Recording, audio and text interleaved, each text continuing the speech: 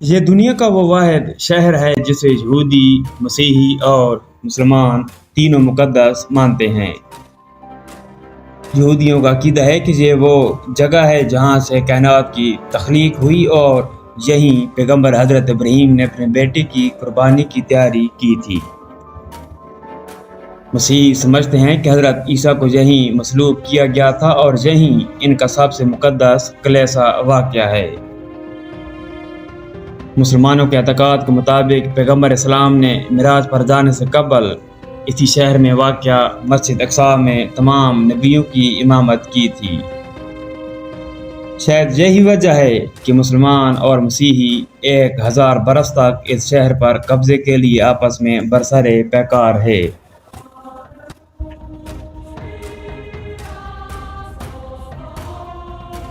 سب سے پہلے حضرت ابراہیم علیہ السلام اور ان کے بھتیجے لوط علیہ السلام نے عراق سے بیت المقدس کی طرف ہجرت کی تھی۔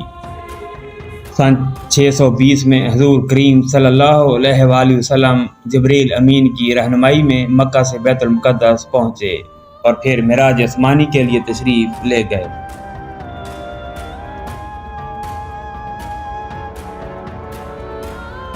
حضرت یعقوب علیہ السلام نے وحی الہی کے مطابق مسجد بیت المقدس یعنی مسجد اقصی کی بنیاد ڈالی اور اس کی وجہ سے بیت المقدس آباد ہوا۔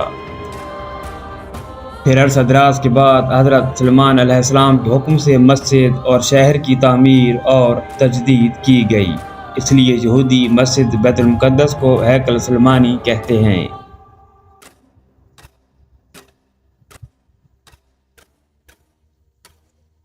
ہیکل سلیمانی اور بیت المقدس کو 586 میں شاہ بابل بخت نصر نے مسمار کر دیا تھا اور 1 لاکھ یہودیوں کو غلام بنا کر اپنے ساتھ عراق لے گیا۔ بیت المقدس کے اس دور بربادی میں حضرت عزیر علیہ السلام کا وہاں سے گزر ہوا۔ انہوں نے اس شہر کو ویران پایا تو تعجب ظاہر کیا کہ کیا یہ شہر پھر کبھی آباد ہوگا۔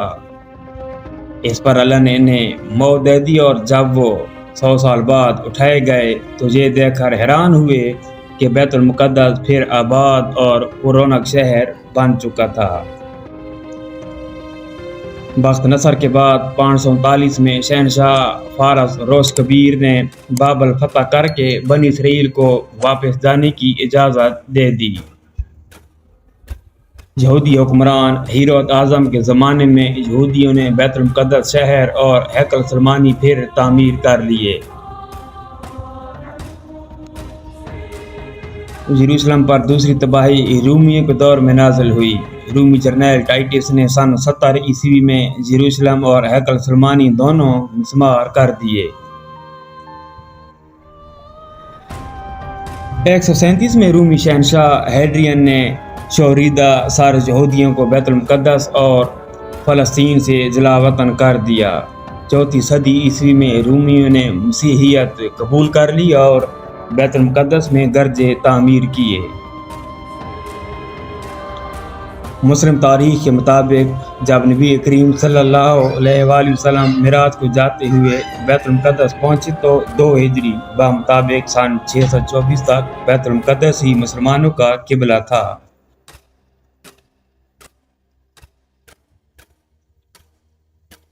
حتیٰ کہ حکم الہی کے مطابق کعبہ کو قبلہ قرار دیا گیا۔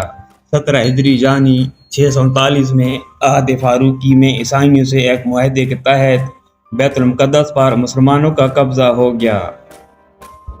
خلیفہ عبد الملک کے عہد میں جہاں مسجد اقصی کی تعمیر عمل میں آئی اور صخرۂ معراج پر قبۃ الصخرہ بنایا گیا۔ سن 1099 میں پہلی صلیبی جنگ کے موقع پر یورپی صلیبیوں نے بیت المقدس پر قبضہ کر کے 70,000 مسلمانوں کو شہید کر دیا اور پھر بعد میں سن 1187 میں سلطان صلاح الدین ایوبی نے بیت المقدس کو عیسائیوں سے قبضے سے چھڑایا اور یوں بیت المقدس ایک بار پھر مسلمانوں کے قبضے میں چلا گیا۔